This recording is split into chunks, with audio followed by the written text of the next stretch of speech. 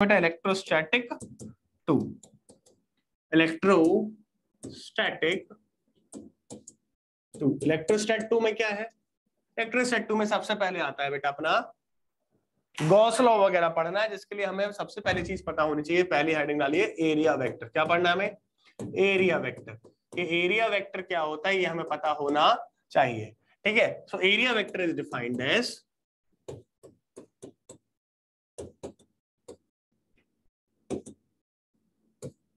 area vector is defined as the area and perpendicular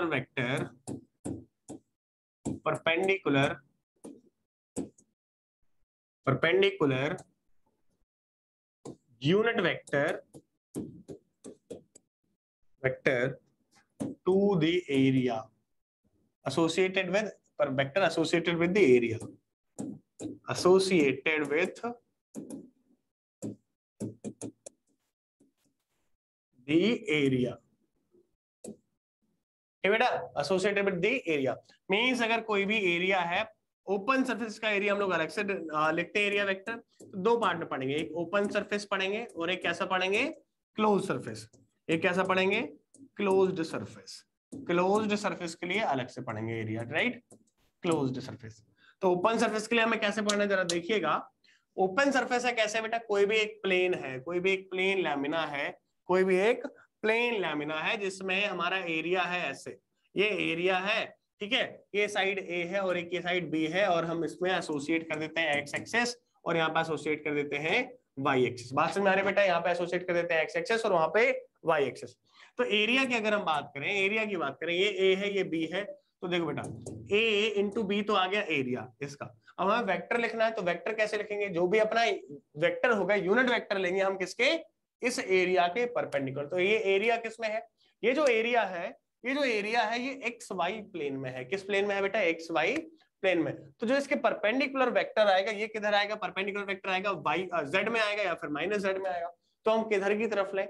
open surface में आप ये आपके पास चॉइस होती है, आप किसी भी डायरेक्शन में आप अपना एरिया वेक्टर ले सकते हैं, प्रोवाइडेड दैट के पूरे क्वेश्चन में आप उसी डायरेक्शन को स्टिक करके चलेंगे। चलो तो यहाँ पे हम लोग किधर ले लेते हैं? के डायरेक्शन में लेते हैं। किधर ले लेते हैं? के कैप। तो अपना एरिया जो वेक्टर लिखा जाएगा वो कैसे लिखा जाएगा? That will be A B K cap. Clear? इस वाले का हो गया। बात समझ में आ रही बेटा? इस वाले का हो गया। दूसरा वाले के एग्जांपल लेंगे। अगर हम दूसरे वाले के एग्जांपल करेंगे कैसे कि सपोज अपने पास एक और सरफेस है, हम जल्दी जल्दी से पता कर लेते हैं, ठीक है। अपने पास एक सरफेस है, किधर है? कुछ ऐसे रखी हुई है, किधर की तरफ रखी हुई है? कुछ ऐसे। 3D बनाने की कोशिश करते हैं बेटा, 3D बनाने की कोशिश करते हैं। ये जो दूसरी सरफेस है कुछ ऐसे एरिया रखा गया है, क्लियर? तो ये एंगल बन रहा है बेटा, जो ये एंगल बन रहा है ये बन रहा है 45 डिग्री। कितना बन रहा है? 45 डिग्री। थोड़ा सा और बेटर बना देते हैं इसको।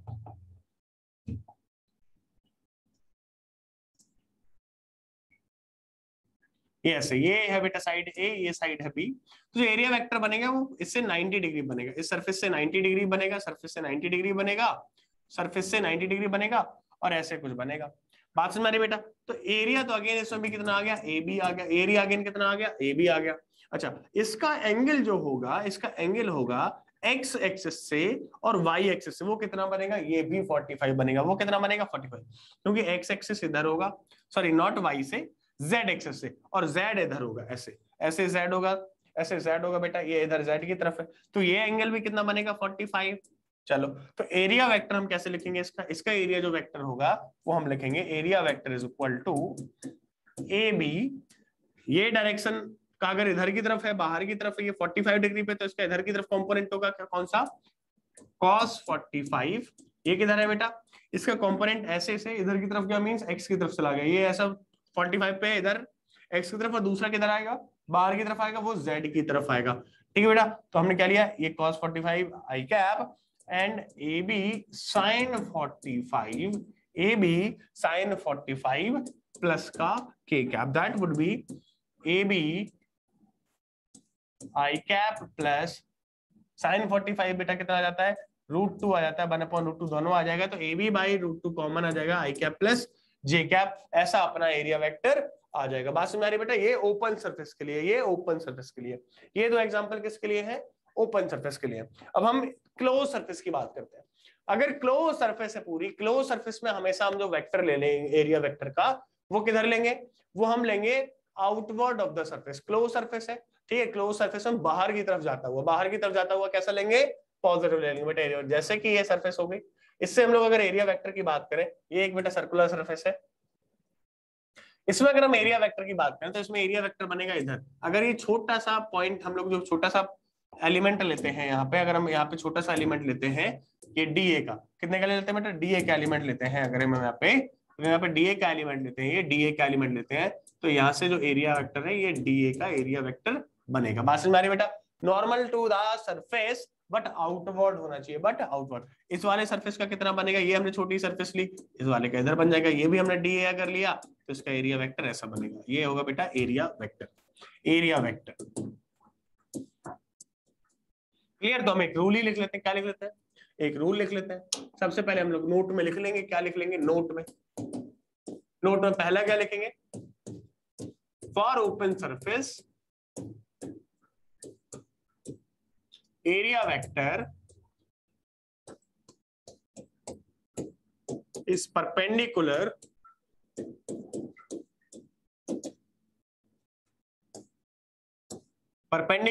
to the surface, perpendicular to the surface,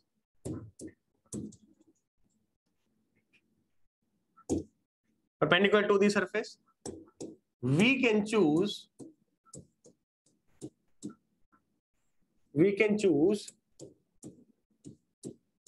any of the two direction, any of the two perpendicular directions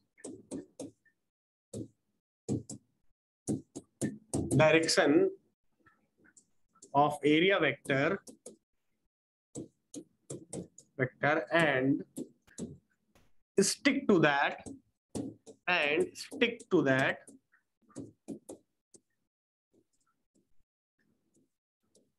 for whole the problem. For whole the problem means question, for whole the question, for whole the question।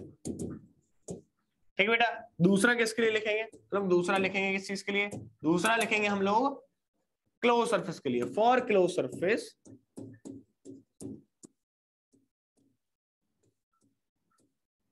Area vector is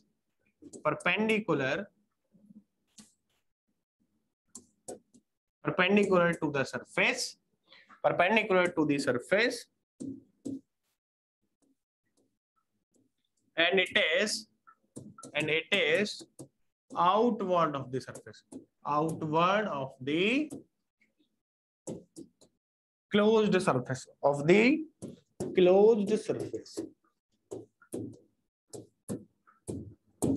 चलो बेटा इसका एक example ले लेते हैं, एक इसका example ले लेते हैं, इस वाले का एक एग्जांपल कर लेते हैं। कैसे करना है जरा देखिएगा। चलो देखो बेटा कैसे करना है इसको हमें सॉल्व करने के लिए सबसे पहले एक हम क्या करते हैं, एक एग्जांपल लेते हैं क्यूब का, एक क्यूब को बना लेते हैं।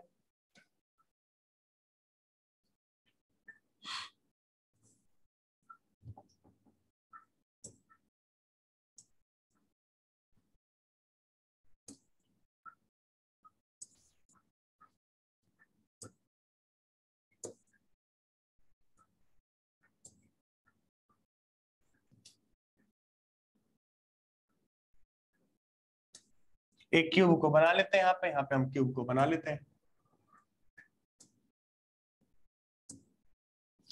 ऐसा हमने क्यूब बनाया और इस क्यूब में अब हमें डायरेक्शन को एसोसिएट करना है। अब हमें ये बताना है कि बेटा किधर की तरफ एरिया वेक्टर कौन सा बनेगा। ये हमने एक्स एक्सिस माना, ये हमने वाई एक्सिस माना,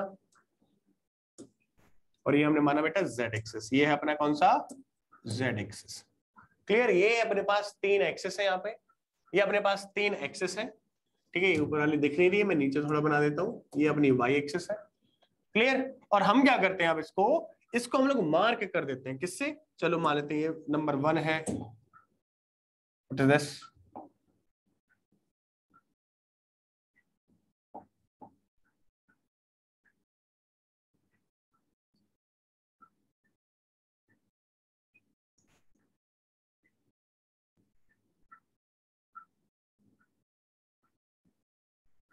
ठीक है, हम इसको मार्क कर देते हैं बेटा, ये नंबर 1, ये 2, ये 3, ये 4, ये 5, ये 6, ये 7 एंड 8।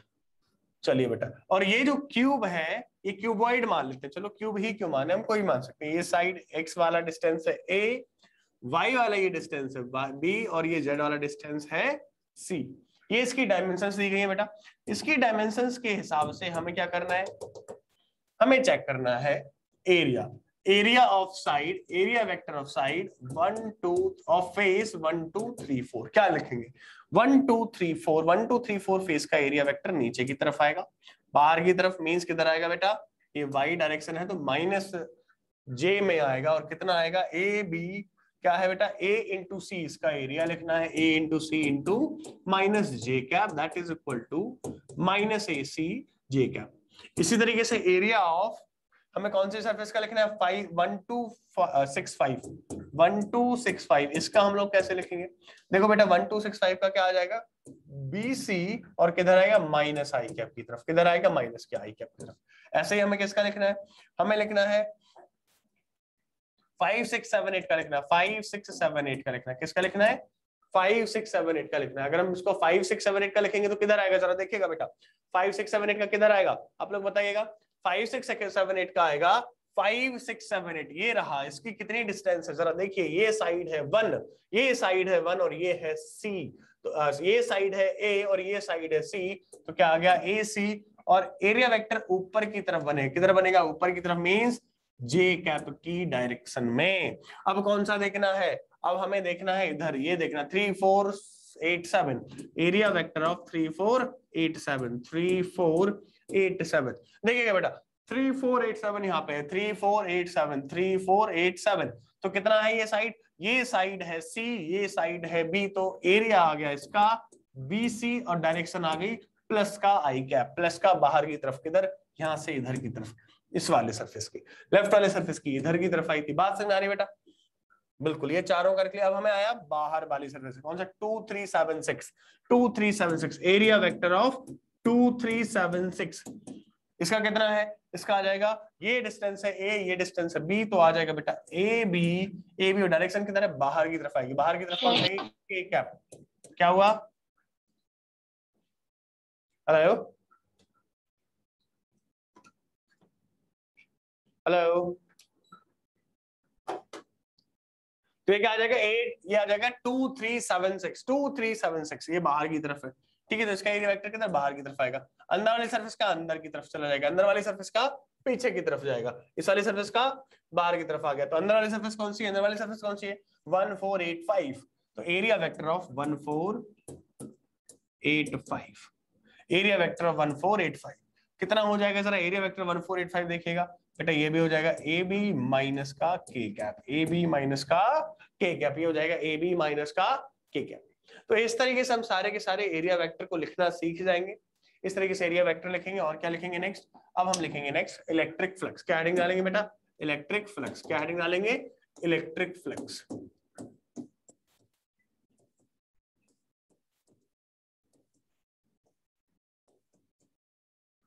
हेडिंग डालेंगे इलेक्ट्रिक फ्लक्स। तो क्या होता है इलेक्ट्रिक फ्लक्स बेटा, इलेक्ट्रिक फ्लक्स क्या होता है,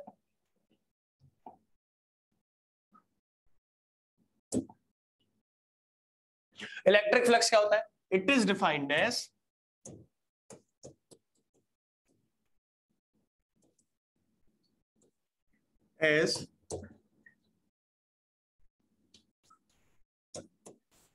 the total number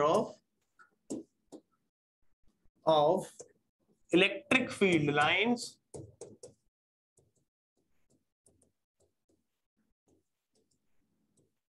passing through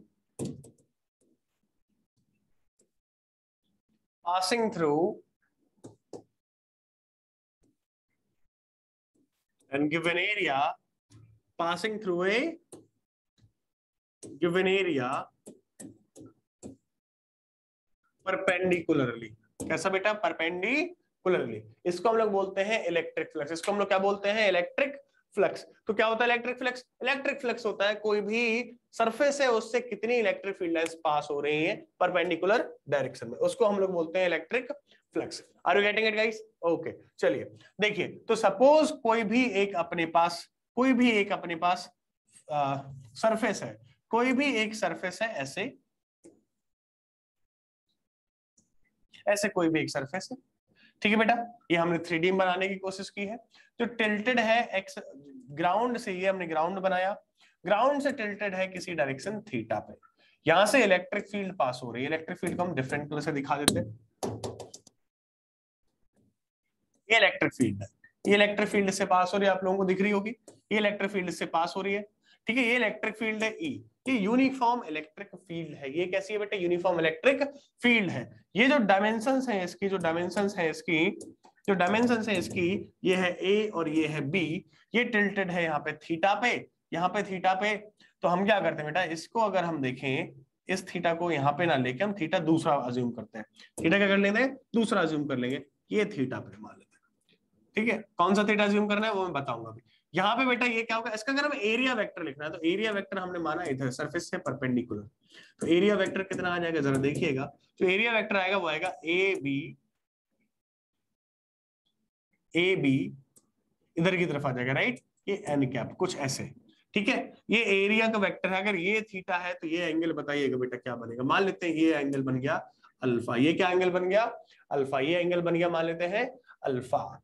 clear? तो इलेक्ट्रिक फील्ड कैसा है बेटा, हम लोगों को ये बताना है कि इलेक्ट्रिक फील्ड परपेंडिकुलरली कौन सी पास हो रही है। इलेक्ट्रिक फील्ड परपेंडिकुलरली कौन सी पास हो रही है? इलेक्ट्रिक फील्ड परपेंडिकुलरली कौन सी पास हो रही है? A is equal to E is equal to A B n cap. ये एन कैप वाली डायरेक्शन है जो एरिया वेक्टर की डायरेक्शन है। बात समझ रहे बेटा? तो इलेक्ट्रिक फील्ड परपेंडिकुलरली कौन सी पास हो रही है। अब एन कैप हम लोग क्या लिख सकते हैं? एन कैप जरा देखिएगा क्या लिख सकते हैं। इस एरिया वेक्टर को हमें क्या लिखना है? तो इलेक्ट्रिक फील्ड हम कौन सी परपेंडिकुलरली पास हो रही है, सर देखिएगा। अब हम अगर बात करें यहाँ पे कि इलेक्ट्रिक फील्ड परपेंडिकुलर कैसे हो रही है, तो हम क्या करें? इलेक्ट्रिक फील्ड का कंपोनेंट ले लें एरिया की तरफ, या फिर एरिया का कंपोनेंट ले लें इलेक्ट्रिक फील्ड की तरफ।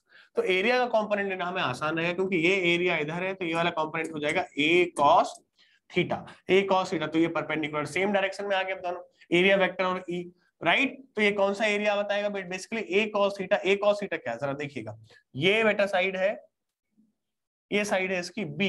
हम यहाँ पे अगर देखें जो ए कॉस थीटा है, तो ए कॉस थीटा को हम लोग लिख सकते हैं ए बी कॉस थीटा, ठीक है। ए बी कॉस थीटा क्या लिख सकते हैं? A B cos theta. तो बी ये वाली साइड है, हम यहाँ पे बना के देखते हैं। सो लेट अस सी, बी ये वाली साइड है, ये रहा बी, ए इसके अंदर हमने देखा है, ये इसके अंदर है, ठीक है। तो ये बी कॉस थीटा जो होगा वो ये वाला पार्ट आ जाएगा, ये आ जाएगा बी कॉस थीटा। और यहाँ पे अल्फा है, बेसिकली क्या है? अल्फा है। क्या है यहाँ पे? अल्फा है, तो हम लोग अल्फा लिखेंगे। क्या लिखेंगे? अल्फा लिखेंगे, ठीक है। अब ये एंगल तो थीटा है, और ये वाला एंगल कौन सा दिया गया है? ये एंगल है बेटा, ये अल्फा है। तो थीटा जरा आप देख पा रहे हैं, ये बेटा 90 माइनस थीटा हो जाएगा। क्या हो जाएगा? 90 माइनस थीटा। और अल्फा प्लस 90 माइनस थीटा कितना हो जाएगा? 90 डिग्री के करीब हो जाएगा। बात समझ में आ रही है बेटा? बिल्कुल आ रही है। तो हमारा यहाँ से क्या आ जाएगा? Alpha plus 90 minus theta is equal to 90, यहाँ से alpha is equal to theta के बराबर आ गया। सो बेसिकली अगर हमारा ये भी थीटा है, तो ये भी क्या बनेगा? थीटा ही बनेगा। तो वो थीटा मैंने लिखा था वो गलत नहीं था। ए इज इक्वल टू क्या आ जाएगा? A B. तो एरिया कौन सा है? एरिया परपेंडिकुलर, एरिया पैरेलल वाला है इलेक्ट्रिक फील्ड के। एरिया कौन सा है बेटा? ये इलेक्ट्रिक फील्ड के पैरेलल वाला है। एरिया वेक्टर पैरेलल वाला है, बट एरिया कैसा है? परपेंडिकुलर है। तो ए बी कॉस थीटा लिखेंगे इसको। क्लियर? अब हमें क्या है? अब हमें अगर देखेंगे बेटा यहाँ से कि मैं क्या बताने की कोशिश कर रहा हूँ, उसको गौर से देखिएगा।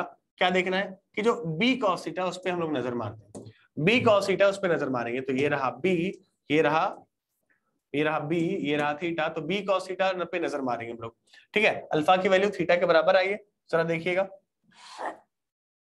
ये थीटा है, हमने थीटा कौन सा लिया है? ये वाला बेटा हमने थीटा लिया है, ये अल्फा लिया है हमने, that is alpha, that is alpha. और कॉस थीटा की वैल्यू हमें पता करनी है कौन सी आने वाली है। बात समझ आ रही है? तो ये थीटा है, alpha is equal to 90 minus theta है। अल्फा इज इक्वल टू क्या है बेटा? ये 90 माइनस थीटा है, नहीं ये थीटा है बेटा। Alpha is equal to 90 minus theta है। यहाँ से थोड़ा सा गड़बड़ हो गया, यहाँ पे ये थीटा आया है, ये थीटा आया है, राइट, ये अल्टरनेट इंटीरियर एंगल्स है, तो ये थीटा, तो alpha is equal to 90 minus theta है। कौन सा है? 90 माइनस थीटा है। तो यहाँ पे हमें 90 माइनस थीटा लिखना होगा, दैट इज cos अल्फा अकेला लिखा है अभी, right. A perpendicular is equal to A B cos alpha. तो बी का अगर हम देखेंगे, बी का अगर हम देखें बेटा, बी cos अल्फा देखें, तो बी cos अल्फा को हम लोग क्या लिख सकते हैं? B cos alpha is equal to, alpha को हम लोग लिखेंगे 90 माइनस थीटा, क्या लिखेंगे? 90 माइनस थीटा, और यहां से आ जाएगा B sine theta. B sine theta क्या हो जाएगा? बी साइन थीटा ये वाली डिस्टेंस हो जाएगी, ये हो जाएगा अपना बी साइन थीटा। ये क्या हो जाएगा अपना? B sine theta. B sine theta means ये वाला, ये बी साइन थीटा आया, इनटू ए करेंगे तो ये जो परपेंडिकुलर एरिया आएगा, ये परपेंडिकुलर इसका पार्ट आएगा, ये वाले एरिया का पार्ट, ये जो ऐसे परपेंडिकुलर आएगा, इससे अकेला इलेक्ट्रिक फ्लक्स पास हो रहा होगा, तो उसी को हम लोग बोलते हैं इलेक्ट्रिक फ्लक्स। तो इलेक्ट्रिक फ्लक्स को हम लोग डिनोट करते हैं फाई से। कैसे डिनोट करते हैं इलेक्ट्रिक फ्लक्स को? हम लोग डिनोट करते हैं फाई से, that is E A cos alpha. यहाँ पे आया, क्या आया? ई A cos alpha, E A cos alpha, right. ये अपना इलेक्ट्रिक फ्लक्स है। तो इलेक्ट्रिक फ्लक्स ऐसे डिफाइन है, E is equal to, sorry, phi is equal to E A cos alpha. यहां से हम लोग और क्या लिख सकते हैं? अगर कॉस अल्फा है, अल्फा क्या है? ई और ए के बीच का एंगल है, तो हम लोग लिख सकते हैं ई डॉट ए। क्या लिख सकते हैं बेटा? E dot A. अगर ई वेरिएबल है तो हम लोग कैसे लिखेंगे फाई को? That is equal to E dot D A. This is our electric flux. यहाँ पे एक ई लगा देते हैं फॉर इलेक्ट्रिक फ्लक्स, क्योंकि मैग्नेटिज्म हम लोग मैग्नेटिक फ्लक्स भी पढ़ेंगे। Are you getting it? Yes, right. तो इसके बाद हमें अगर जब पता चल गया कि ये ऐसे है, ऐसे निकालते हैं, तो जरा इस पर हम कुछ और चीजें देख लें। जो फ्लक्स होता है एक स्केलर क्वांटिटी होती है। कैसी होती है बेटा? स्केलर क्वांटिटी होती है। Flux is a scalar quantity, okay. इसको हम लोग फाई से डिनोट करते हैं। इसकी यूनिट क्या होती है? इसकी यूनिट होती है न्यूटन मीटर स्क्वायर पर कूलम, या फिर और क्या होती है न्यूटन मीटर पर न्यूटन मीटर स्क्वायर पर कूलम के अलावा वोल्ट मीटर। क्या होती है बेटा? Volt meter. फ्लक्स की यूनिट और क्या आ जाती है? वोल्ट मीटर आ जाती है, राइट। तो ये हमारी तीन चीजें इसके बारे में हमें पता होना चाहिए, राइट। और अब हमें निकालना है calculation of flux through various surfaces. Calculation of flux through various surfaces, सब हमें कैलकुलेशन करना आना चाहिए।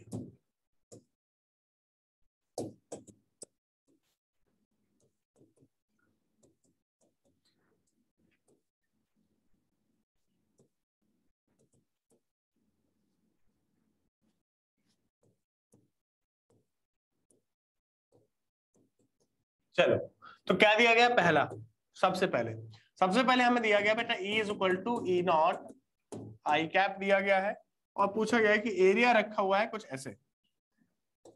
ये जो अपना एरिया है वो कैसा है? एरिया दिया गया कुछ ऐसे, रख देते हैं हम लोग। ये X Y and Z axes है, यहाँ पे रखा गया अपना एरिया। कहाँ पे रखा गया एरिया? कहाँ पे रखा गया है? ऐसे एरिया रखा गया है, ऊपर ऊपर ऐसे एरिया है। क्लियर बेटा? तो हमारा E किधर है? E इज इक्वल टू, ये एक्स डायरेक्शन में, इलेक्ट्रिक फील्ड इधर है, तो ऐसे पास होके जा रही होगी इलेक्ट्रिक फील्ड। क्लियर? ऐसे, ये E इधर है, ये एरिया है। अब एरिया वेक्टर अगर देखोगे तो बेटा कैसे बनेगा? इसमें एरिया वेक्टर अगर हम बनाएंगे तो यहाँ पे बनेगा 45 डिग्री पे, ये एक्स है। ई से कितने एंगल बन जाएगा एरिया वेक्टर? 45 डिग्री के एंगल पे बनेगा। ये 45 डिग्री के एंगल पे बनेगा। तो जरा देखिएगा, एरिया वेक्टर को हम पहले लिख लेते हैं। तो ये कितना दिया गया? अच्छा, ये वाली हमको दी गई है, ये जो डिस्टेंस ये 3 दी गई है, ये भी डिस्टेंस 3 दी गई है, और ये डिस्टेंस हम मानते हैं 4 है। कितनी है? 4। ऐसा क्वेश्चन में आपको इन्फॉर्मेशन गबन रहेगा। तो एरिया वेक्टर अगर हम देखें लिखने का, तो एरिया वेक्टर क्या लिखेंगे? एरिया वेक्टर क्या हो जाता है? ए इंटू आई कैप जे कैप के फॉर्म में लिख लेते हैं, क्योंकि आई कैप के फॉर्म में है। तो ये 45 पे है, मींस अगर z इधर है, ठीक है, हम लोग क्या मानते हैं? z इधर मानते हैं आपकी तरफ, x इधर मानते हैं आपके अकॉर्डिंग, और y ऊपर मानते हैं। तो एरिया किधर? एरिया वेक्टर बीच में है कहीं, राइट। तो इसका ये एंगल कितना बनेगा? ये वाला एंगल बन रहा है 45, ये वाला एंगल भी 45। तो इसका एक कंपोनेंट इधर की तरफ आएगा x की तरफ, और एक कंपोनेंट किधर आएगा? y की तरफ, z की तरफ आएगा। ये दो कंपोनेंट आ जाएंगे, एक z की तरफ ये वाला, और एक ये x की तरफ।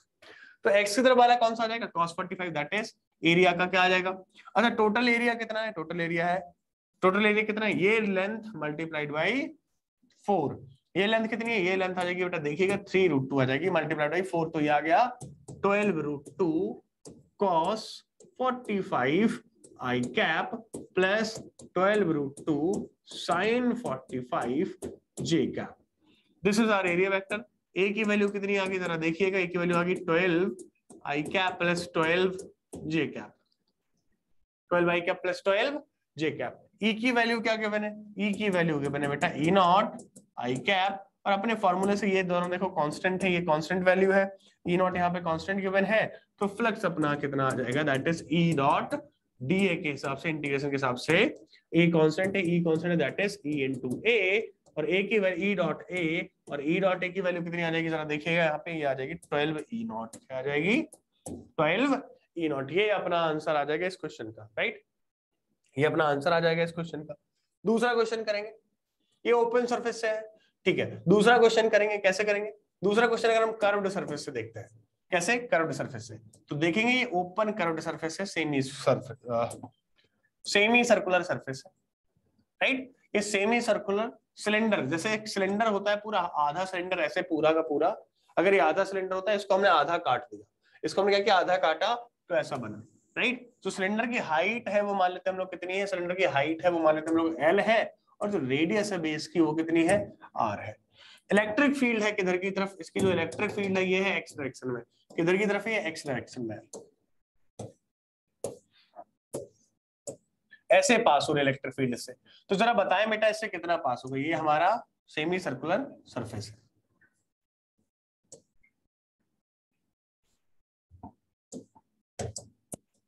ये हमारा सेमी सर्कुलर सरफेस है, राइट। ये हमारा बेटा सेमी सर्कुलर सरफेस है जो इससे पास हो रहा है। यहाँ पे ये बंद नहीं है, बस मैंने ये डायमीटर दिखाने के लिए बनाया हुआ है, और बंद नहीं हुआ है, राइट। तो हम क्या करेंगे भाई, इससे हमें फाइंड आउट करना है, क्या फाइंड आउट करना है कि इलेक्ट्रिक फ्लक्स कितना होगा, इलेक्ट्रिक फ्लक्स कितना होगा, इलेक्ट्रिक फ्लक्स की हमें वैल्यू फाइंड आउट करनी है कि इलेक्ट्रिक फ्लक्स कितना होगा, राइट बेटा। इलेक्ट्रिक फ्लक्स की वैल्यू पता करनी है, तो हम कैसे करें, इसको समझने के लिए हम एक बात करते हैं, क्या करते हैं कि एक छोटा सा डीए का एलिमेंट लेते हैं, ये छोटा सा डीए का एलिमेंट लेते हैं यहाँ पे, ठीक है। ये डीए का एलिमेंट लिया तो उसका एरिया वेक्टर कुछ ऐसा बनेगा, राइट। तो डीए का एलिमेंट हम यहाँ पे ले लेते हैं, बहुत छोटा सा, तो हमने इसको स्ट्रेट टाइप का मान लिया, स्ट्रिप आएगी पूरी कैसे, यहाँ पे कर्व्ड वाली बाहर तक, यहाँ की कर्व्ड वाली बाहर तक, क्योंकि ये पूरा कैसा है बेटा, ये पूरा पूरा सेमी सिलेंड्रिकल है, सेमी सिलेंड्रिकल है, राइट। तो ये ऐसे सरफेस आ गई, सरफेस आ गई, सरफेस आई तो इसका एरिया वेक्टर इधर आएगा, इलेक्ट्रिक फील्ड इधर है, इन दोनों के बीच में जो एंगल बनेगा वो कितना बनेगा, इन दोनों के बीच में जो एंगल बनेगा वो कितना बनेगा। अच्छा मैं बात करता हूँ कि अगर मैं इस एंगल की बात करूं, अगर मैं इस एंगल की बात करूं, अगर ये एंगल थीटा है, क्या है थीटा, तो ये भी थीटा होगा, तो ये भी थीटा हो जाएगा, ये भी थीटा हो जाएगा। तो ये एंगल कितना बना है, ये बना अपना डीए का एलिमेंट, ये क्या बना ई बना, तो फ्लक्स छोटा सा डी फाई हम लोग क्या ले सकते हैं, दैट इज डी फाई हम लोग क्या ले सकते हैं, डी फाई अगर हम लोग लिखेंगे तो लिखेंगे हम लोग ई डॉट डी ए इंटू डीए, डीए कितना है, डीए हमने लिया है, और डॉट में बना आ जाएगा कॉस, ये एंगल कितना है 180 minus theta, that is 180 minus theta, और इसकी जो वैल्यू आ जाएगी वो आ जाएगी माइनस ई डीए कॉस थीटा। अब हम फोकस करते हैं इस वाले पार्ट पे, ई डीए कॉस थीटा पे, राइट, ई डीए कॉस थीटा पे। तो अगर डीए अपना कुछ ऐसे है, ठीक है, डीए अगर ऐसा है, राइट, और ये अगर थीटा है, और अगर ये थीटा है, कौन सा थीटा है बेटा, ये 90 डिग्री से ये थीटा है, बिल्कुल सही बात। और ये कितना है बेटा, ये है अपना 90 माइनस थीटा आएगा, तो ये कितना आ जाएगा कॉस थीटा आ जाएगा, ये आएगा थीटा, ये वाला पार्ट कितना आ जाएगा थीटा आ जाएगा, ये एंगल कितना आएगा थीटा आएगा। अच्छा ये बेटा डीए है, ये डीए है, डीए कॉस थीटा ये वाला आएगा, ये एरिया क्या आ जाएगा डीए कॉस थीटा, इस वाले थीटा पे।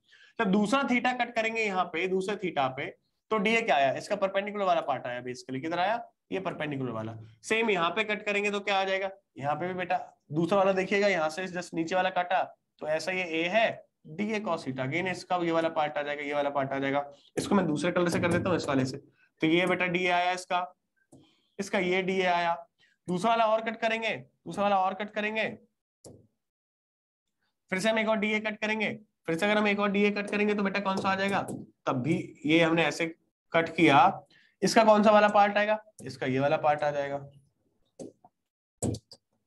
इसका ये वाला पार्ट आएगा dA cos थीटा। तो ये सारे अगर हम ऐड करेंगे उठा के, सारे के सारे अगर हम ऐड करेंगे उठा के, तो जरा देखिए मैं सारे के सारे एलिमेंट यहाँ पे बनाने की कोशिश करता हूँ। अगर हम सारे के सारे एलिमेंट बना देंगे उठा के, यहाँ पे सेमी सर्कुलर पूरा, तो यहाँ पे ऐसा एलिमेंट, राइट। ये हमने छोटे छोटे एलिमेंट बनाए, ठीक है। तो इनका अगर हम dA cos थीटा वाला पार्ट देंगे तो इसका dA cos थीटा कौन सा आएगा, ये वाला पार्ट आएगा, ये वाला पार्ट आ जाएगा। इसका कौन सा आएगा, इसका ये वाला पार्ट आ जाएगा, ये वाला पार्ट आएगा। इन सबको उठाइएगा तो ये एरिया, ये एरिया, ये एरिया, तो बेसिकली कौन सा, ये वाला एरिया बन रहेगा।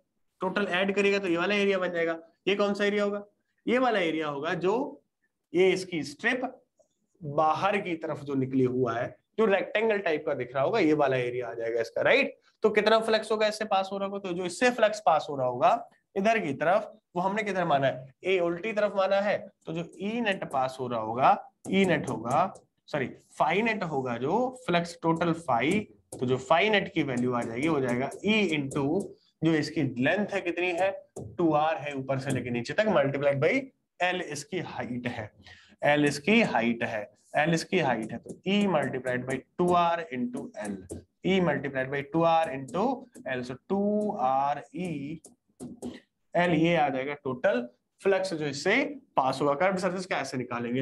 सेम तरीके से अगर हम देखें स्फीयर का देखें, अगर हम सेम तरीके से स्फीयर का देखें तो स्फीयर ऐसा बनेगा, सेमी स्फीयर, राइट। स्फीयर का इधर से देखें तो स्फीयर से बेटा देखिएगा ओपन सरफेस है। अगेन हम इसमें क्या पास करेंगे, अगेन देखिएगा अगर यहाँ से इलेक्ट्रिक फील्ड पास हो रही है ऐसे, ठीक है, अगर यहाँ से इलेक्ट्रिक फील्ड पास हो रही है ऐसे, इस पॉइंट से पास हो रही है इधर की तरफ, और बीच में से पास हो रही है सारी की सारी, तो यहाँ से इलेक्ट्रिक फील्ड निकल रही है बेसिकली कहीं से पास होके, राइट। ये भी ऐसे जा रही है, ये ऐसे जा रही है, यहाँ पे दिख रही है ये सारी इलेक्ट्रिक फील्ड पास हो रही है। ये जो इलेक्ट्रिक फील्ड पास हो रही है ई, तो देखिएगा बेटा यहाँ पे जितनी भी एंटर कर रही है परपेंडिकुलरली, बेसिकली यही एरिया आ रहा है क्या इसका, इसका ओवरऑल परपेंडिकुलर एरिया कितना आ रहा है, ये वाला पार्ट आ रहा है। तो ये जो एरिया होगा अगर इसकी रेडियस r है, तो इससे जो फ्लक्स होगा फाइनेट, वो क्या लिखेंगे, पूरे से जो फ्लक्स एंटर कर रहा होगा, ये भी ओपन सरफेस है कटोरे टाइप का, ये भी ओपन सरफेस है कटोरे टाइप का, ये भी ओपन सरफेस है, तो इससे जितना पास हो रहा है तो इसका अकेला एरिया लेंगे, ये जो सर्कुलर दिख रहा है कट करने के बाद, that is equal to pi are square, ये एरिया हुआ into E, that is phi net, ये याद रखिएगा। क्लियर। इस केस में हमने एरिया वेक्टर किधर मान रखा है, इधर की तरफ ही मान रखा है, किधर मान रखा है, राइट की तरफ मान रखा है, इसलिए हमने पॉजिटिव लिखा है, that is area vector open surface में आपका मान है किधर भी मान सकते हैं, क्लोज्ड सरफेस में आप उल्टी तरफ मानेंगे, ये क्लियर है, ठीक है बेटा। ऐसे हमें फ्लक्स लिखना आना चाहिए। चलिए देखते हैं अब कैसे फ्लक्स लिखना है। चलो अब उसी का एक और देख लेते हैं, किसका, चलो मान लेते हैं बेटा अपना ई है, ई नॉट आई कैप है, कितना है ई नॉट आई कैप, और इस क्यूब का हमें सारे सरफेसेस से फ्लक्स लिखना है, इस क्यूब का हमें सारे सरफेसेस से फ्लक्स लिखना है, इस क्यूब का हमें सारे सरफेसेस से फ्लक्स लिखना है। तो कैसे लिखेंगे, ये क्यूब है, इसके हम लोग क्या बनाते हैं, एक्सेस बना लेते हैं, इसके हम एक्सेस बना लेते हैं,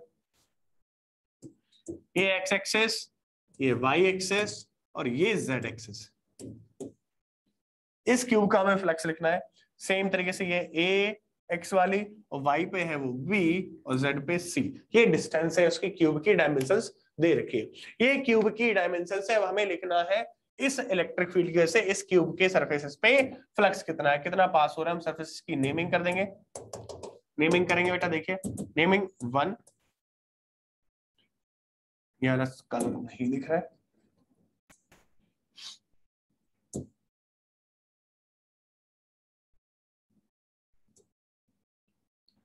ये 1, ये 2, ये 3,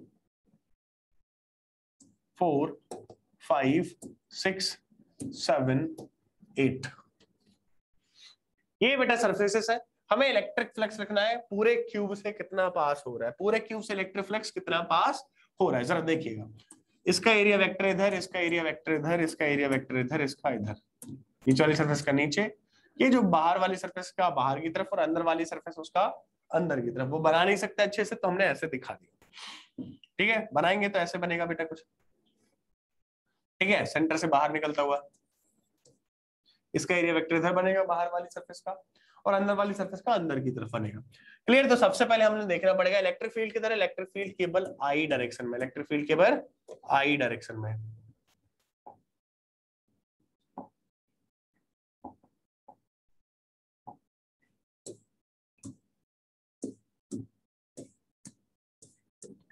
इलेक्ट्रिक फील्ड केवल आई डायरेक्शन में। तो यहां से बेटा अगर हम देखेंगे कि चलो ये अगर हम बात करें सरफेस, सबसे लेफ्ट वाले सरफेस का देखते हैं, किसका, flux through the surface,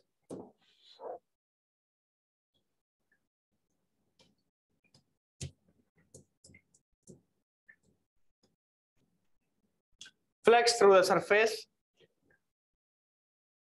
to 1265 that is equal to flux through the surface 1265। E कितना पास हो रहा है, चलो E की बात करें, E is E not I cap dot area vector किधर है, इसका एरिया वेक्टर लिखेंगे तो आ जाएगा B इंटू C माइनस आई कैप, बी सी माइनस आई कैप। सो E कितना आ गया, E आ गया बेटा, इलेक्ट्रिक फ्लक्स आ गया E बी सी माइनस का ई बी सी आ गया, ई इंटू बी सी आ गया।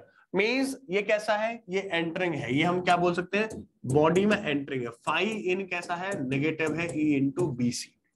अच्छा अब हम क्या देखते हैं, ये वाली सरफेस का देखते हैं, किस वाली सरफेस का, 5 6 7 8, फ्लक्स ऑफ 5 6 7 8, इसमें ई की वैल्यू कितनी है, ई आई कैप, और जो एरिया वेक्टर है वो कितना है, देखिएगा जरा, एरिया वेक्टर कितना है, ये है बेटा साइड ए और ये साइड है सी, तो ए सी जे कैप, ए सी जे कैप, जो कि डॉट प्रोडक्ट अगर हम इनका लेंगे तो आई कैप और जे कैप का कितना हो जाएगा, जीरो। कितना हो जाएगा, इसी तरीके से नीचे वाली सरफेस का भी कितना हो जाएगा, जीरो। इसी तरीके से बाहर वाली सरफेस का भी जीरो हो जाएगा, इस तरीके से अंदर वाली सरफेस का भी जीरो आ जाएगा। क्या बचेगा, राइट वाली सरफेस का देखिएगा, 5 6 7 8 के अलावा जो अपनी सरफेस बचती है अपने पास वो है 3 4 8 7, दैट इज 3 4 8 7।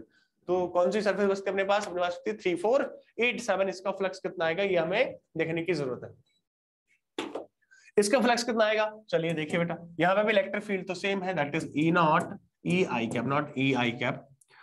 ओके यहाँ पे इलेक्ट्रिक फील्ड है ई आई कैप, इसका एरिया वेक्टर कितना है, एरिया वेक्टर देखिएगा, ये सी है ये बी है, तो बी सी आई कैप है, क्या है बेटा, बी सी आई कैप। तो कितना आ गया जरा देखिएगा, बी सी ई आई कैप और आई कैप, आई कैप और आई कैप का डॉट कितना हो गया, 1 आ गया। टोटल फ्लक्स अगर हम बात करें तो फाई इन और फाई आउट ये स्केलर क्वांटिटीज है, मैंने बताया है, तो टोटल फ्लक्स में जैसे ही हम ऐड करेंगे तो कितना आ जाएगा, जीरो आ जाएगा। कितना आ जाएगा बेटा, जीरो आ जाएगा, क्योंकि इलेक्ट्रिक फील्ड की जितनी लाइन एंटर कर रही होंगी उतनी ही एग्जिट कर रही होंगी, जितनी लाइन एंटर कर रही होंगी उतनी ही एग्जिट कर रही होंगी, जितनी लाइन एंटर कर रही है उतनी एग्जिट कर रही है, तो फ्लक्स आ गया जीरो, राइट। इसी तरीके से कोई भी एक क्लोज्ड बॉडी ले लो, उससे हम अगर इलेक्ट्रिक फील्ड लाइंस पास होती भी है, इलेक्ट्रिक फील्ड लाइंस अगर पास होती है किसी भी इमेजिनरी सरफेस से, तो अगर इनका फ्लक्स की बात करेंगे, अगर हम इसका फ्लक्स की बात करेंगे तो क्या करेंगे, इसका जो फाई इन हो जाएगा, जो फाई नेट हो जाएगा, फाई नेट हो जाएगा जीरो हो जाएगा if all the lines, all the electric field lines are coming out that were entering in the body, and no additional line is produced। तो बेटा फ्लक्स कैसा हो जाएगा, तो फ्लक्स कितना हो जाएगा फाई का, तो फाई नेट की वैल्यू हम लोग लिख सकते हैं जीरो। कितना लिख सकते हैं, फाई नेट की वैल्यू जीरो लिख सकते हैं। इस बॉडी से कोई भी फ्लक्स पास नहीं होगा, इस बॉडी से कोई फ्लक्स पास नहीं होगा। या फिर इसका एक और तरीके से एनालिसिस कर सकते हैं, कैसे, हमें पता है बेटा फाई इन हम लोग निकाल सकते हैं, फाई इन कैसे निकाल सकते हैं, ये अपना स्फीयर रहा, फाई इन कैसे निकाल सकते हैं, फाई इन निकाल सकते हैं हम, ये जो एरिया लेते हैं, ये वाला एरिया ले लेते हैं हम लोग, ये वाला एरिया ले लेते हैं, राइट, ये वाला एरिया ले लेते हैं, मैंने आपको बताया था, ये वाला एरिया ले लेते हैं हम जब एंटर करती है इलेक्ट्रिक फील्ड लाइंस, ये एरिया ले लेते हैं, राइट। तो एंटर करने पे हमारा कैसा आएगा, एंटर करने पे नेगेटिव, मैंने अभी आपको बताया कि एंटर करने वाला फ्लक्स कैसा होता है, नेगेटिव होता है। एंटर करने वाला फ्लक्स कैसा होता है, नेगेटिव होता है। एंटर करने वाला फ्लक्स नेगेटिव और एग्जिट करने वाला पॉजिटिव। तो ये एंटर कर रहा है फ्लक्स, ई कांस्टेंट है, यहाँ पे ई कांस्टेंट है, तो फाई इन कितना आ गया, फाई इन की जो वैल्यू आई है वो ये नेगेटिव अगर इसकी रेडियस r है तो कितनी आ जाएगी, पाई आर स्क्वायर ई। कितना आ जाएगा बेटा, पाई आर स्क्वायर इंटू ई। इसी तरीके से जो एग्जिट करने वाला फ्लक्स कितना होगा, जो एग्जिट कर रहा होगा, एग्जिट करने वाला फ्लक्स कितना होगा, phi out that is equal to pi are square into E. यहाँ पे माइनस का pi are square into E, वहां पे प्लस का pi are square into E, तो नेट मिला के हो गया टोटल 0। नेट मिला के कितना आ गया, 0 आ गया बच्चा, देखिए ठीक बेटा, नेट मिला के आ गया 0। तो यहां तक ये हमें चीज समझ में आती है, राइट। क्या आती है कि अगर फ्लक्स हमें लिखना है तो हमें पता होना चाहिए कि कॉस थीटा क्या है, किस किसके बीच में, इलेक्ट्रिक फील्ड और एरिया वेक्टर के बीच में हमें थीटा पता होना चाहिए, एरिया वेक्टर प्रॉपर पता होना चाहिए और इलेक्ट्रिक फील्ड भी पता होना चाहिए, राइट। अच्छा, एक और कंसेप्ट अब देखिएगा बेटा, बात करते हैं कि अगर कोई भी एक 3D सरफेस है तो अगर उसके अंदर चार्ज नहीं है तो क्या होगा बेटा, चार्ज नहीं होने का मीन्स क्या है, जितनी लाइंस एंटर करेंगी उतनी ही एग्जिट कर जाएंगी। जैसे कि मैं बात बताता हूं, मैंने आपको बताया था बेटा कि पॉजिटिव चार्ज से इलेक्ट्रिक फील्ड लाइंस बाहर निकलती हैं ऐसे कमिंग आउट, और नेगेटिव चार्ज पे टर्मिनेट हो जाती है। इसका मीनिंग क्या हुआ कि अगर कोई एक बॉडी है, कोई भी एक बॉडी है, रैंडम बॉडी है, क्लोज सरफेस है, यहां पे कुछ लाइंस एंटर तो की, इसमें मान लेते हैं 5 लाइंस एंटर की बेटा, 5 लाइंस एंटर की, बाहर केबल और केबल 3 लाइंस आई इस सरफेस से, अपोजिट सरफेस से बाहर 3 लाइंस आई। इसका मीनिंग क्या हुआ, इसका मीनिंग ये हुआ, क्या हुआ, इसका मीनिंग ये हुआ कि अंदर कोई ना कोई नेगेटिव चार्ज था जिसने 2 लाइंस को टर्मिनेट कर दिया। और इसका अपोजिट कि अगर 3 एंटर करती और 5 बाहर आती, इसका मीनिंग क्या होता कि अंदर क्या हुआ, कुछ पॉजिटिव चार्ज है जिसके से लाइंस बाहर ज्यादा आई है, राइट। मींस अगर कहीं पे भी फ्लक्स का डिफरेंस है, फ्लक्स 0 नहीं है, किसी भी क्लोज्ड सरफेस का अगर net outgoing flux is not 0, it is some number, then we can definitely say there is charge within that surface, there is charge within that surface, right। तो उस surface के अंदर कोई ना कोई चार्ज जरूर बनेगा। तो हम एक इस पे क्वेश्चन कर लेते हैं, यहां पे एक नोट लिख लेते हैं, if net flux passing through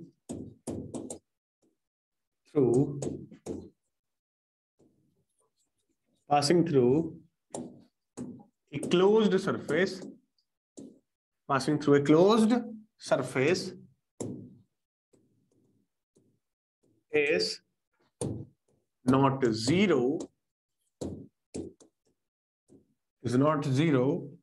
then there must be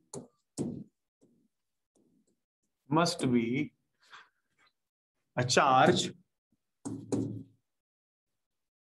within the closed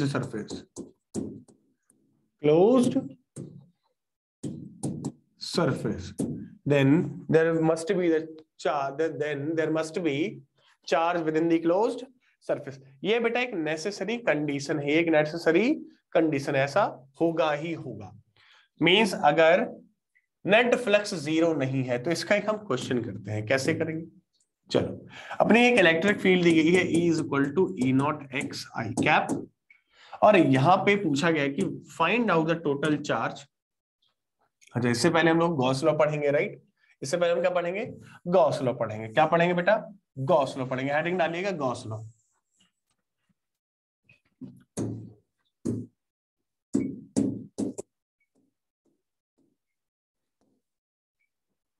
Gauss's law, Gauss ने क्या लॉ दिया था, गॉस ने लॉ दिया था, क्या लॉ था गॉस का, Gauss's law says that if the total flux passing through an enclosed surface, the total flux coming out of an enclosed surface is equal to 1 upon epsilon naught times of q inside, 1 upon epsilon naught times of q inside।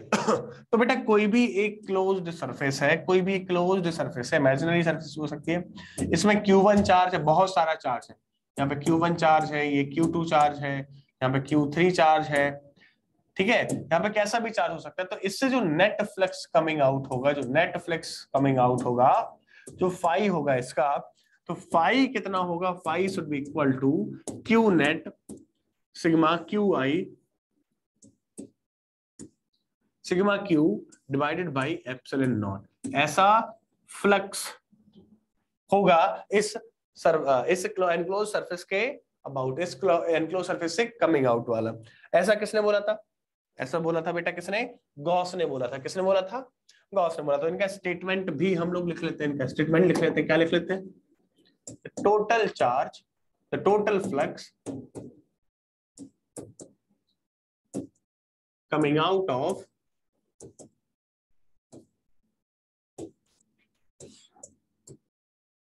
a closed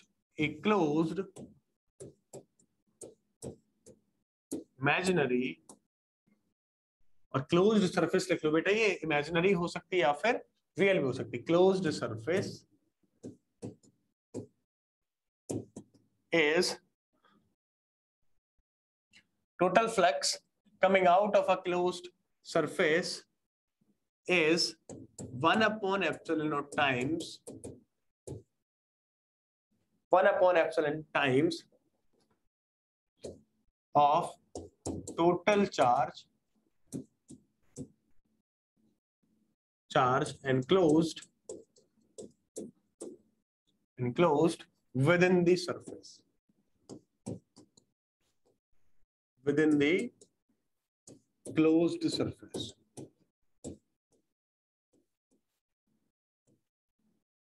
क्या बोला था means? अभी जो लिखाया था मैंने बेटा, ठीक है, तो ये हमें बताया गया था। किसने बताया था? ये गॉस ने हमें बताया था। ऐसा गॉस ने हमें बताया था कि जो टोटल फ्लक्स होगा, जो टोटल फ्लक्स होगा किसी भी सरफेस से जो बाहर आ रहा होगा, वो कितना होगा? वो Q अपॉन एप्सिलॉन नॉट के बराबर होगा, जहां पे Q कितना है? Q इनसाइड द सरफेस है। तो इसी को लेके हमें करते हैं क्वेश्चन। कैसे क्वेश्चन करना है? चलो देखिएगा बेटा। सपोज अपने पास एक क्यूब है। क्या है? क्यूब है।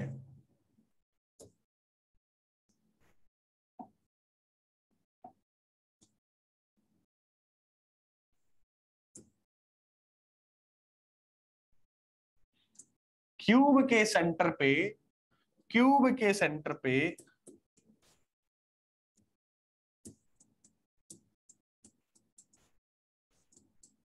क्यूब के सेंटर पे एक चार्ज रखा गया है Q.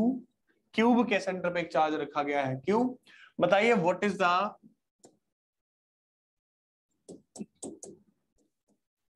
Total flux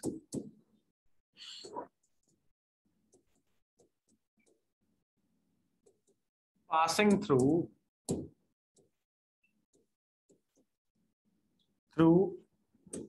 number 1 the cube, दूसरा one of its surface, one of its face। तो बेटा क्या होगा? इससे बहुत सारे डायरेक्शन में इलेक्ट्रिक फील्ड लाइन जा रही होंगी, बहुत सारी डायरेक्शन में इलेक्ट्रिक फील्ड लाइन जा रही है, ऐसे बहुत सारी डायरेक्शन में इलेक्ट्रिक फील्ड होंगी। सिमेट्रिकल होगा ये प्रॉपर, ये सेंटर पे रखा गया है। इस चार्ज के लिए जो सारे की सारी सरफेसेस हैं, कि ये चार्ज है, एक सेंटर पे है, इधर दो सरफेस, ऊपर दो सरफेस, सामने आमने दो सरफेस, और दोनों की जो कंडीशन है, दोनों की जो पोजीशन है उस चार्ज से एग्जैक्टली सिमेट्रिक है। तो भाई टोटल चार्ज पासिंग थ्रू कितना हो जाएगा? फर्स्ट वाले का आंसर तो गॉस ने डायरेक्टली ही दे दिया। कैसे दे दिया है? ये जो टोटल फ्लक्स होगा phi T from the cube is equal to Q divided by epsilon naught, right. अब जरा बताइए बेटा कि टोटल फ्लक्स जो पास हो रहा है, means total number of electric field lines passing through that cube is perpendicularly is this one, then एक से कितना पास होगा? एक से कितना पास होगा? एक से कितना पास होगा ये हमें फाइंड आउट करने की जरूरत है। तो एक से कितना पास होगा जरा देखिए बेटा। 6 सरफेसेस है, 6 से कितना पास हो रहा है? Q upon epsilon not. तो एक से कितना पास होगा? Flux through the face. Flux through the face कितना आ जाएगा? टोटल फ्लक्स डिवाइडेड बाई 6, क्योंकि 6 से इतना हो रहा है तो 1 से QT/6 होगा। क्यों होगा? Q total by 6, 5T/6 flux, total flux by 6 क्यों होगा? क्योंकि सब सिमेट्रिक है। तो जितना एक से, जैसा जितना इससे हो रहा होगा उतना ही उससे, उतना ही इससे, उतना ही सामने वाले से, उतना ही पीछे वाले से, राइट, सारा का सारा पास हो रहा होगा, तो टोटल कितना है क्यू नॉट, तो कितना लिख सकते हैं बेटा 1/6, ये Q not divided by epsilon है, नॉट क्यू नॉट था, क्यू अकेला था, क्यू नॉट नहीं था, it is Q divided by 6 epsilon not. ये इनके एप्लीकेशंस आते हैं फ्लक्स को फाइंड आउट करने में, राइट, बात समझ आ रही बेटा। अच्छा, यानी एक छोटा सा एग्जांपल कर लिया। अब देखिएगा गॉस ने क्या बोला था कि फाई टी है, phi T is equal to, phi T is equal to क्या है बेटा, phi T is equal to Q in divided by epsilon naught. मैंने अभी भी आपको पढ़ा है कि जो टोटल फ्लक्स है फाई टी को हम लोग ऐसे और लिखते हैं, phi T is equal to integration of E dot D E dot D A. But ये किसके लिए डिफाइन है, अगर यहाँ पे अगर हम गॉस लॉ भी यूज करें तो ये क्या बेटा Q in by epsilon not, but यहाँ पे क्या होना चाहिए, ये केवल गॉस लॉ डिफाइन है क्लोज सरफेसेस के लिए, तो इस इंटीग्रेशन में हम एक सिंबल और लगा देते हैं, सर्कल बना देंगे। सर्कल का मीनिंग है कि ये सरफेस इंटीग्रेशन है फॉर क्लोज्ड सरफेस, ठीक है, किसी भी सरफेस का इंटीग्रेशन है ई dot D A for a close surface, it is for a close surface, इसलिए हमने यहाँ पे एक सर्कल बना दिया है। सर्कल का क्या सिग्निफिकेंस है, यहाँ पे सर्कल जो शो कर रहा है, ये सर्कल शो कर रहा है कि टोटल फ्लक्स है ये क्लोज्ड सरफेस के लिए, किसके लिए बेटा, क्लोज्ड सरफेस के लिए, ये हमारा कह रहा है। चलो ठीक है भाई, इसकी हेल्प से हम लोग क्या फाइंड आउट करते हैं, इस फॉर्मूले की हेल्प से हम लोग फाइंड आउट कर सकते हैं electric field through the various symmetric positive various symmetric charge densities। बेटा चार्ज डेंसिटी जो चार्ज डिस्ट्रीब्यूशन है उनकी वजह से हम लोग क्या कर पाते हैं, इलेक्ट्रिक फील्ड फाइंड आउट कर पाते हैं। पहले तो हम लोग फ्लक्स की बात कर रहे हैं, तो फ्लक्स पास करते हैं। मैंने अभी आपको बताया है, क्या बताया है, मैंने आपको अभी बताया है, क्या बताया बेटा, मैंने अभी आपको बताया है कि अगर किसी भी क्यूब में या फिर किसी भी सरफेस के अंदर कोई चार्ज मौजूद है तो उसका नेट फ्लक्स जीरो नहीं आएगा, net flux going outward zero नहीं आएगा, ठीक है। तो इसी को हम लोग रिलेटेड इक्वेशन करते हैं कि ई की वैल्यू दी गई है आपको ई नॉट एक्स आई कैप, क्या दी गई बेटा, ई नॉट एक्स आई कैप, और आपको बताना है, क्या बताना है, आपको बताना है इस क्यूब में से इस क्यूब में कितना चार्ज है। तो ये क्यूब है, मैं यहां पे बना देता हूं,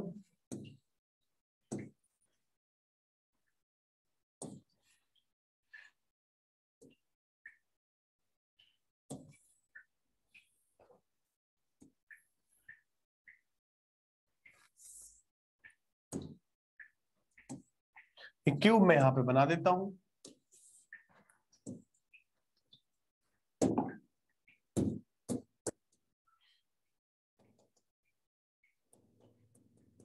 चलो बेटा इसके एक्सेस भी बना देता हूं,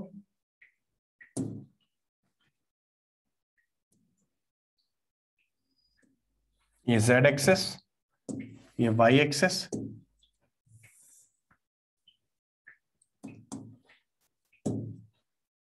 ये y एक्सेस, ये z एक्सेस, ये कुछ ऐसे रखा गया है, राइट, ये x एक्सेस, इस क्यूब की साइड है a, और ये जितनी डिस्टेंस है इस फेस की इस y एक्सिस से, ये भी है a, और a वेरी कर रहा है e not x I cap, एक ही डायरेक्शन में, मींस जो इलेक्ट्रिक फील्ड है वो एक्स डायरेक्शन में बढ़ता जा रहा है, बढ़ता जा रहा है, बढ़ता जा रहा है, इलेक्ट्रिक फील्ड एक्स डायरेक्शन में बढ़ता जा रहा है। तो बेटा ये इमेजिनरी क्यूब के अंदर चार्ज कितना होगा, charge in the cube is question mark.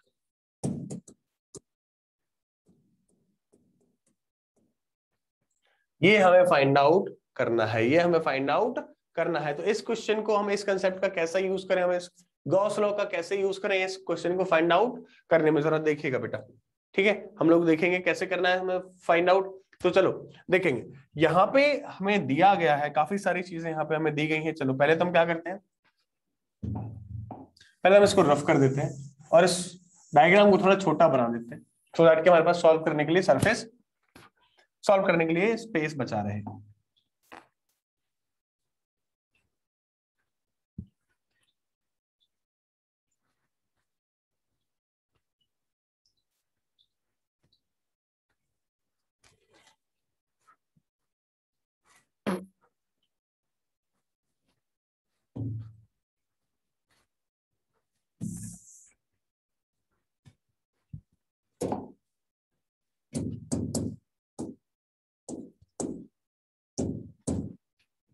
ये कुछ हमें ऐसा दिखाई दे रहा है, क्लियर बेटे, हमें ऐसा दिखाई दे रहा है। तो हमें क्या फाइंड आउट करना है, इसमें चार्ज फाइंड आउट करना है। तो पहले हम क्या करते हैं, इलेक्ट्रिक फ्लक्स निकाल लेते हैं, इस सरफेस से कितना है, इस सरफेस पे इलेक्ट्रिक फ्लक्स कितना है। जैसे ही हम इलेक्ट्रिक फ्लक्स मिल जाएगा इस सरफेस पे, तो हम क्या पता कर पाएंगे कि इलेक्ट्रिक फ्लक्स इन कितना हो रहा है। चलो देखिए, इस सरफेस पे इलेक्ट्रिक फील्ड कितनी है, देखो बेटा ये सरफेस कितनी है, ए डिस्टेंस दूर है, और ए डायरेक्शन में ही अकेली वेरी कर रही, मींस पूरी की पूरी यहां से इलेक्ट्रिक फील्ड है जो इधर की तरफ बढ़ती हुई जा रही है, और आगे पीछे कोई भी इलेक्ट्रिक फील्ड नहीं है इसमें। तो जरा बात करेंगे यहाँ पे कितनी है, तो इलेक्ट्रिक फ्लक्स, इस इलेक्ट्रिक फील्ड इस सरफेस पे कितनी होगी, ये पूरी की पूरी सरफेस ए डिस्टेंस पे है, एक्स एक्सिस पे, ये ए डिस्टेंस पे रखी हुई है, मींस इस पूरी सरफेस पे इलेक्ट्रिक फील्ड कांस्टेंट है, और वो किसके बराबर होगी, ई इंटू ए के बराबर। ई की वैल्यू कितनी आ गई बेटा उस सरफेस पे, ई नॉट इंटू ए के बराबर। तो फ्लक्स कितना हो जाएगा बेटा, इनसाइड वाला फ्लक्स, फाई इन की वैल्यू जो हो जाएगी वो जरा देखिएगा, फाई इन की वैल्यू क्या हो जाएगी, फाई इन हो जाएगा ई नॉट इंटू ए, जो अपनी इलेक्ट्रिक फील्ड है, मल्टीप्लाइड बाई इसका एरिया। एरिया कितना दिया गया, ये क्यूब है, एरिया हो जाएगा a square, that is E not a cube, ये फाई इन। अब फाई आउट क्या हो जाएगा दूसरी वाले सरफेस का, फाई आउट यहां से भाई फाई आउट भी होगा। अच्छा, यहां से भी कोई फ्लक्स पास होगा क्या, नहीं बेटा, क्योंकि ई राइट में है और इसका एरिया वेक्टर परपेंडिकुलर है, एरिया वेक्टर परपेंडिकुलर, तो इससे कोई फ्लक्स पास नहीं होगा। सेम में the front axis, front face और बैक फेस, बैक फेस का जो एरिया वेक्टर है वो पीछे की तरफ होगा, इधर की तरफ पीछे, और बात समझ बेटा ये पीछे की तरफ होगा, और इलेक्ट्रिक फील्ड किधर है, एक्स डायरेक्शन है, वो किधर है बेटा, माइनस जेड डायरेक्शन, दोनों का डॉट प्रोडक्ट लेंगे तो वो जीरो आ जाएगा। Same with the front face का के direction means Z plus positive Z axis में एरिया वेक्टर बनेगा, और इलेक्ट्रिक फील्ड है एक्स डायरेक्शन में, तो उनका भी डॉट प्रोडक्ट जीरो आ जाएगा।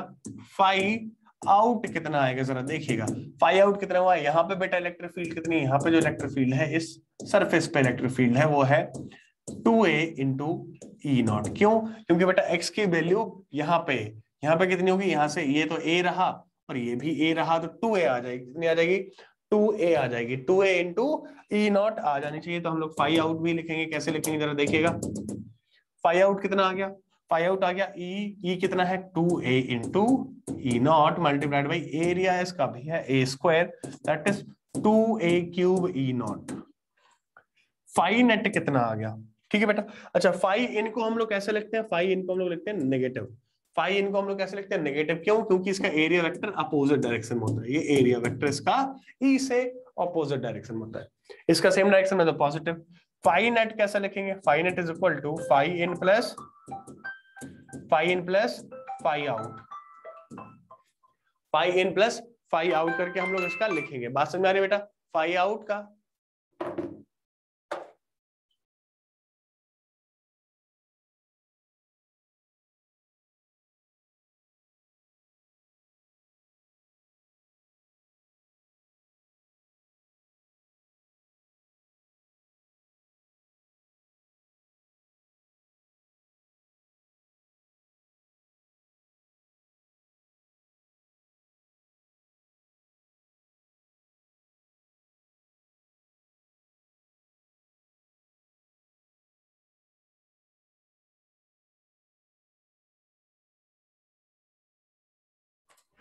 देखिए बेटा, तो यहाँ पे phi in plus phi out जिसकी वैल्यू कितनी आ जाएगी, ए क्यूब ई नॉट, कितनी आ जाएगी बेटा, ए क्यूब ई नॉट आ जाएगी। अब according to Gauss law phi net हमें मिल गया, फाई नेट कितना मिल गया, ई नॉट ए क्यूब। अब अकॉर्डिंग टू गॉस लॉ इसकी जो वैल्यू होती है वो होती है Q in divided by epsilon naught के बराबर, that is equal to E not a cube, यहां से क्यू इन का जो वैल्यू आ जाएगा वो आ जाएगा epsilon not E not a cube. ये अपना रहा आंसर, ये रहा अपना आंसर इस क्वेश्चन का। एवरीवन अंडरस्टूड दिस बेटा, बात समझ में आई इस चीज की, इसकी बात समझ में आई, राइट। इसके बाद आगे चलते हैं हम लोग किस पे, एक और क्वेश्चन पे करते हैं। चलो और सिमेट्री वाले क्वेश्चन करते हैं, कैसे करना है और सिमेट्री वाले क्वेश्चन, और भी सिमेट्री वाले क्वेश्चन करते हैं।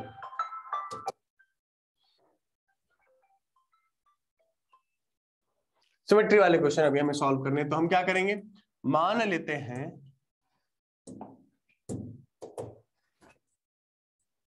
मान लेते हैं कि अपने पास एक क्यूब है अगेन, इस क्यूब के एक कॉर्नर पे, इस क्यूब के एक कॉर्नर पे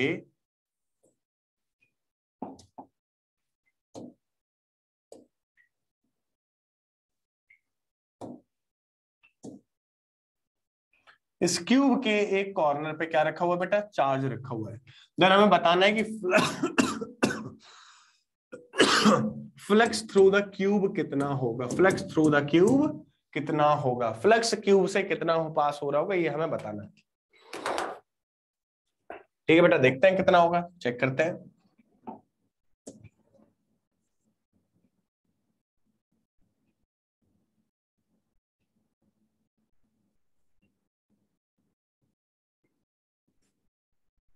तो इस क्यूब से कितना फ्लक्स पास हो रहा होगा ये हमें पता करना है, राइट। तो हम क्यूब को कंप्लीट कर लेते हैं।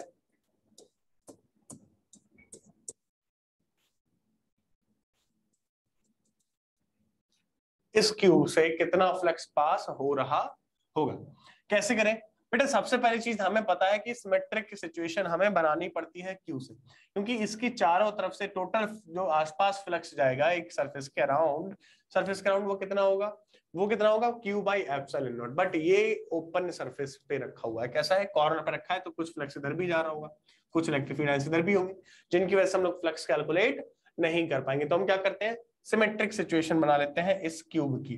इस क्यूब की हम लोग क्या बना लेते हैं, सिमेट्रिक सिचुएशन। कैसे बनानी है जरा देखिएगा। ये यहाँ पे हमने उठा के रखा, तो कॉपी कैसे करते हैं,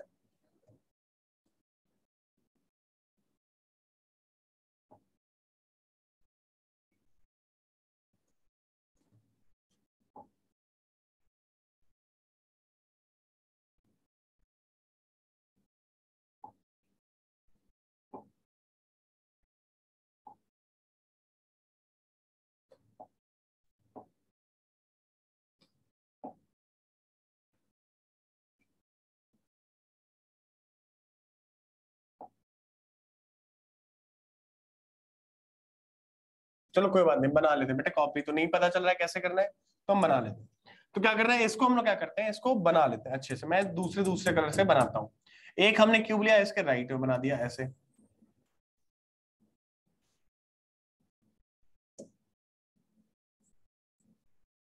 एक ऐसे क्यूब बन गया।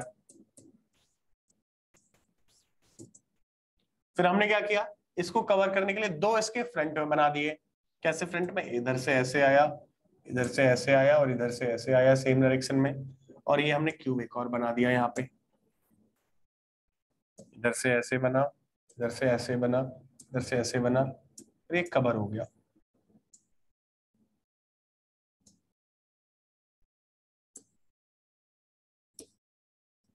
राइट। तो दो हमने आगे और क्यूब बना दिया। इसी तरीके के हम क्या करेंगे बेटा, चार ब्लॉक ऊपर बना देंगे। क्या करेंगे, इसी तरीके से चार ब्लॉक और ऊपर बना देंगे, सो दैट कि ये जो चार्ज है, ये जो चार्ज रखा हुआ है सेंटर पे, ये जो चार्ज रखा हुआ है सेंटर पे, ये कैसा आ जाए, एकदम सिमेट्रिक पोजीशन में आ जाए। ये जो चार्ज है सेंटर पे कैसा आ जाए, सिमेट्रिक पोजीशन पे आ जाए। तो दो और हम बना देते हैं ऊपर, एक चार बनाने पड़ेंगे, एक इसके ऊपर, एक सेम टू सेम ये चार क्यूब का ब्लॉक उठा के ऊपर रख देंगे। तो कैसे रखेंगे जरा देखिएगा, एक ये ऊपर गया, ये भी ऊपर गया, ये ऐसे हुआ,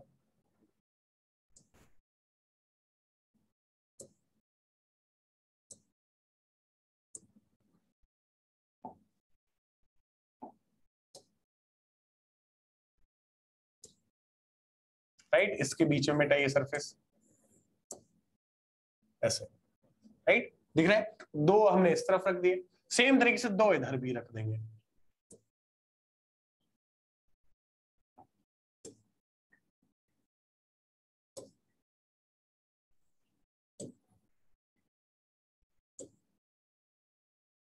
दो हमने यहां भी पुट कर दिए, दो हमने यहां भी पुट कर दिए। अब ये परफेक्टली सेंटर में पहुंच गया।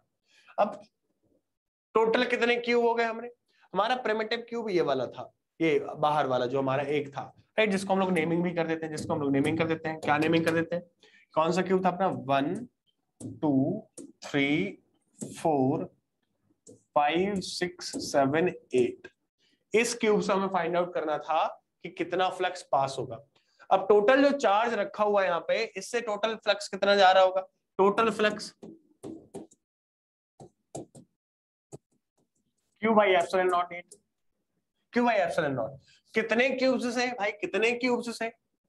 अपने जैसे 1 2 3 4 5 6 7 8, 8 क्यूब्स से पास हो रहा होगा, 8 क्यूब से पास हो रहा होगा। तो डिजायर्ड क्यूब का जो फाइनल आंसर होगा, flux through 1 cube, flux through 1 cube, flux through 1 cube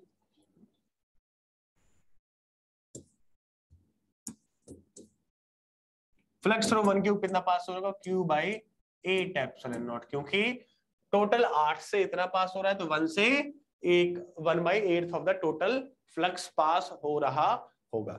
understood? Okay, ये कई सारी चीजें हमें पता होनी चाहिए। ठीक है बेटा? ओके, तो ये अपनी काफी सारी चीजें हमें पता होनी चाहिए। और गाइस आप प्लीज रेगुलरली पढ़ते रहिए, ठीक है? और क्लास थोड़ी लेट हो जाती है, आप लोग अगर रिस्पॉन्सिव रहेंगे क्लास में तो ज्यादा बेटर आएगा। ठीक है, अभी मैं क्लास ड्रॉप कर रहा हूँ 10 मिनट पहले, क्योंकि मुझे कहीं जाना है। और आप लोग नेक्स्ट क्लास में मिलेगा, और टाइम पे ज्वाइन कर लीजिएगा। मैं अगली क्लास से कोशिश करूंगा कि सारा का सारा टाइम पे हो जाए, और ये चैप्टर अगली क्लास में शायद मैं फिनिश करने की कोशिश करूंगा। नेक्स्ट क्लास हम लोग पढ़ेंगे electric field through various charge distributions using Gauss law. उसके बाद स्फेरिकल आएगा, कैविटी आएगी, और उसके बाद ये चैप्टर समाप्त हो जाएगा, राइट? और चैप्टर समाप्त होने के बाद हमारा करंट इलेक्ट्रिसिटी कैपेसिटेंस से स्टार्ट होगा, उसके बाद हमारा करंट इलेक्ट्रिसिटी होगा। बेटा तब तक के लिए पढ़ते रहिए, और have a nice day. Bye everyone.